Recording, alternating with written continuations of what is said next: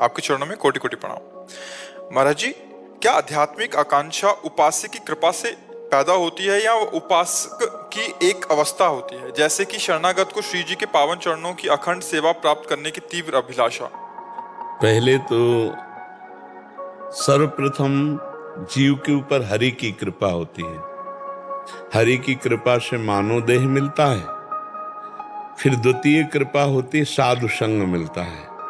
साधु संग से जीव को अपने कल्याण की इच्छा जागृत होती है, जिससे वो भगवान नाम जप, भगवत सेवा, शास्त्रों का स्वाध्याय, सत्संग सुनना, इसके बाद जब अंतःकरण उसका पवित्र होता है, सारी कामनाएं उसकी नष्ट होती हैं, तब वो लाडली लाल की सेवा की मांग करता है। कोई छोटी मोटी बात नहीं, लाडली लाल की सेवा ये अंतिम बात है।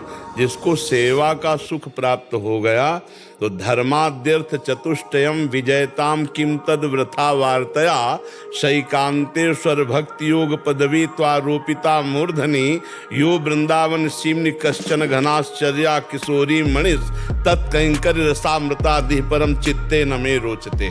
धर्म, अर्थ, काम, मोक्ष, ये चार पुरुषार्थ शास्त्रों में हैं, लेकिन जब श्री जी की सेवा की चाह प्रकट होती है तो उस उपासक के हृदय में सब बेकार लगने लगते हैं। धर्म, अर्थ, काम, मोक्ष, धर्माद्यर्थ चतुष्टयम विजयताम, ये बाहर विजय को प्राप्त हो।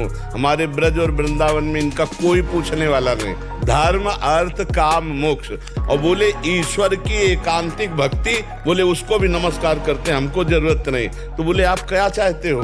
बोले जो वृंदावन की सीमा में विराजमान श्री लाडली जो महाराज है, उनके चरणों की दास्ता।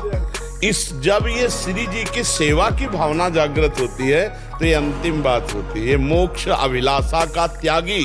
तब लाडली जी की सेवा का अधिकार, वो भी लाडली जी के प्रेमी रसिक सेवकों का संग हो तो।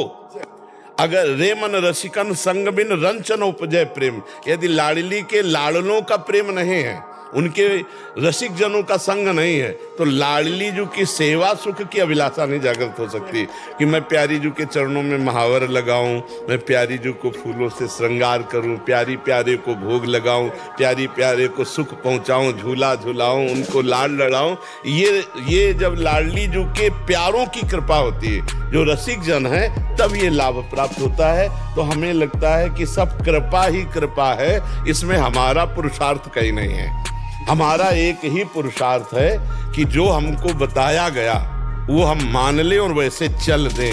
होना तो सब कृपा से ही है। हम खूब नाम जप करें, अपने पवित्र आचरण रखें, अपना लक्ष्य रखें प्रभु की प्राप्ति, ये हमारी तरफ से हो तो शेष सब प्रभु की तरफ से पूर्ण हो जाएगा।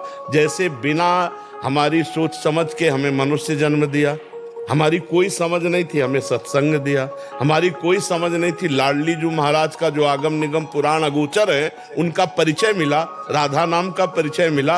अब हम इसी में लग जाएं, तब हमारा कृपा का आदर हुआ, नहीं तो